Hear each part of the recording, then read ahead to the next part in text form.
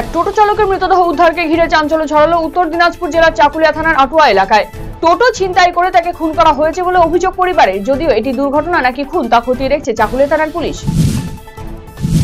গত প্রায় মাসখানেক আগে বাংলাদেশে এক অস্থির পরিস্থিতি তৈরি হয়েছিল। সেখানে ছাত্র আন্দোলন রূপ নিয়েছিল ভয়াবহ। পরে দেশ ছাড়তে হয় সেই দেশের প্রধানমন্ত্রীকে। এই ঘটনার পরও বাংলাদেশের বিভিন্ন জেলায় অপ্রীতিকর ঘটনা ঘটছে বলে অভিযোগ আনছে উদ্বাস্তু সমাজ। একাংশ মানুষের ওপর নির্যাতন চালানো হচ্ছে বলে অভিযোগ। তার পরিপ্রেক্ষিতে বুধবার রায়গঞ্জে সাংবাদিক বৈঠক করলেন উত্তরবঙ্গ উদ্বাস্তু সমাজের যুগ্ম আহ্বায়ক ডক্টর বাবুলাল বালা এবং সংগঠনের সদস্য সুনীল সরকার। সাপের কামড়ে মৃত্যু হলো এক মহিলার। মঙ্গলবার রাতে এই ঘটনাটি ঘটেছে রায়গঞ্জ থানার সোনগা এলাকায়। মৃতার নাম গুলশান খাতুন। জানা গিয়েছে প্রবল গরমের কারণে এদিন রাতে মেঝেতে শুয়েছিলেন ওই মহিলা। সেই সময় একটি সাপ তাকে দংশন করে। রায়গঞ্জ মেডিকেল কলেজ ও হাসপাতালে আনার পর চিকিৎসা চলাকালীন মৃত্যু হয় তার। দেহটি ময়না তদন্তের পর পরিবারের হাতে তুলে দেওয়া হয়। আর মাত্র কিছুদিনের প্রতীক্ষা, তারপরেই বাঙালির শ্রেষ্ঠ উৎসব দুর্গাপুজো। পুজো শান্তিপূর্ণভাবে সম্পন্ন করতে সরকারি বিভিন্ন নিয়মাবলী মেনে চলার বিষয়ে বার্তা দিয়েছে রায়গঞ্জ পৌরসভা।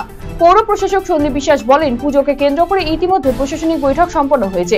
দমকল বিভাগ থেকে বলা হয়েছে জরুরি পরিস্থিতিতে দমকলের গাড়ি যাতে যাতায়াত করতে পারে সেই সমস্যা না হয়, সেই কারণে প্রতিটি ক্লাবগুলিকে অনুরোধ করা হয়েছে এই ক্ষেত্রে সহযোগিতার হাত বাড়িয়ে দেওয়ার জন্য। মণ্ডপে বৈদ্যুতিক ব্যবস্থা যাতে সতর্কতার সাথে করা হয়। পুজো শেষ হওয়ার সাথে সাথে যাতে রাস্তার ওপর থেকে বাঁশের পরিকাঠামো খুলে ফেলা হয়। 120 মাইক্রনের নিচে ক্যারিব্যাগ যাতে ব্যবহার করা না হয় তার জন্য বিশেষভাবে অনুরোধ করা হয়েছে পৌর প্রশাসকের তরফে। পুলিশি হেফাজতে জেরার পরে মিলল সাফল্য। 3 চোরের কাছ থেকে উদ্ধার হলো চুরির 4টি রূপোর বালা, 2টি দামি মোবাইল এবং কিছু টাকা। উত্তর দিনাজপুরের হেমতাবাদ থানার ঘটনা এটি। প্রসঙ্গত গত রবিবার একাধিক চুরির মামলায় 3 জনকে গ্রেফতার করেছে পুলিশ। মানিক সরকার, বিনয় দাস, শিবনাথ দাস নামের 3 দুষ্কৃতীকে হেফাজতে নিয়েছিল পুলিশ। এরপর তাদের থেকে উদ্ধার হয় এই সমস্ত সামগ্রী। বুধবার পুনরায় তাদের রায়গঞ্জ জেলা আদালতে পেশ করা হয়েছে। শিলিগুড়ি লাউয়া ফুলবাড়ি সংলগ্ন তিস্তা ক্যানেল থেকে ব্যক্তির মৃতদেহ উদ্ধার করল দমকল বাহিনীর কর্মীরা। যদিও মৃত ব্যক্তির নাম পরিচয় এখনো পর্যন্ত জানা যায়নি। জানা গিয়েছে ফুলবাড়ি আমবাড়ি রাজ্য সড়কের ফুলবাড়ি সংলগ্ন ছোবাভিটা তিস্তা ক্যানেলে এক ব্যক্তির মৃতদেহ ভাসতে দেখেন স্থানীয় বাসিন্দারা। এরপরেই খবর দেওয়া হয় এনজেপি থানার পুলিশকে। খবর পেয়ে ঘটনাস্থলে পৌঁছায় পুলিশ।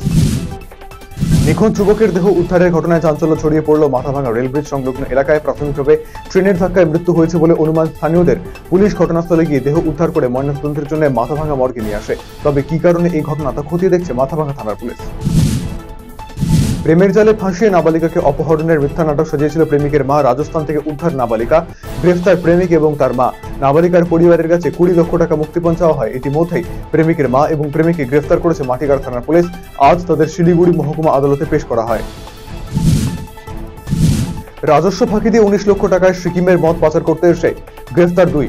বড়সড় সাফল্য পেল শিলিগুড়ি আবগারি বিভাগ। দার্জিলিং এর মাকাইবাড়ি চা বাগান এলাকা থেকে বোলেরো পিকআপ ভ্যানটিকে আটক করতে সক্ষম হয় আবগারি বিভাগ। গাড়িটি তল্লাশি চালাতে বেরিয়ে আসে প্রচুর পরিমাণে মদ। ডালখোলা থানার পুজো কমিটিগুলির হাতে চেক তুলে দেওয়া হলো বুধবার। এদিন শহরের গণনায়ক ভবনে ডালখোলা থানার পক্ষ থেকে একটি অনুষ্ঠানের মধ্যে দিয়ে এই চেক প্রদান অনুষ্ঠিত হয়। এই দিনের অনুষ্ঠানে উপস্থিত ছিলেন উত্তর দিনাজপুর জেলা পরিষদের সভাধিপতি পম্পা পাল, স্থানীয় বিধায়ক গৌতম পাল, ডালখোলার এসডিপিও রথীন্দ্রনাথ বিশ্বাস, পুরপতি সদেশচন্দ্র সরকার সহ অন্যান্যরা। এদিন ডালখোলা থানা এলাকার মোট 65টি পুজো কমিটির প্রতিনিধিদের হাতে 85,000 টাকার চেক তুলে দেওয়া হয়। এক জওয়ানকে সীমান্ত এলাকা থেকে বাংলাদেশি দুষ্কৃতীদের দ্বারা অপহরণের দাবি করল গ্রামবাসীরা। ঘটনাটি ঘটেছে কালিয়াগঞ্জ থানার মির্জাপুর সীমান্ত এলাকায়। এই ঘটনায় শোরগোল পড়ে যায় এলাকায়। গ্রামবাসীদের দাবি, মঙ্গলবার দুপুরে এক জওয়ান ভারতীয় ভূখণ্ডে বাংলাদেশি গরুছাগর তাড়তে যায়। সেই সময় তাকে বাংলাদেশি দুষ্কৃতীরা তুলে নিয়ে যায়। এরপর বিকেলে ওই জওয়ানকে ছেড়ে দেওয়া হয় বলে দাবি গ্রামবাসীদের। এই ঘটনায় আতঙ্কিত এলাকাবাসীরা।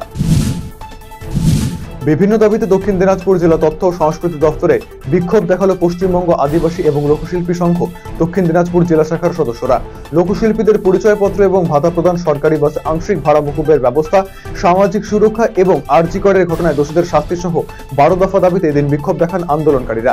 পরে দপ্তরের আধিকারিকের হাতে ডেপুটেশন তুলে দেওয়া হয় সংগঠনের তরফে।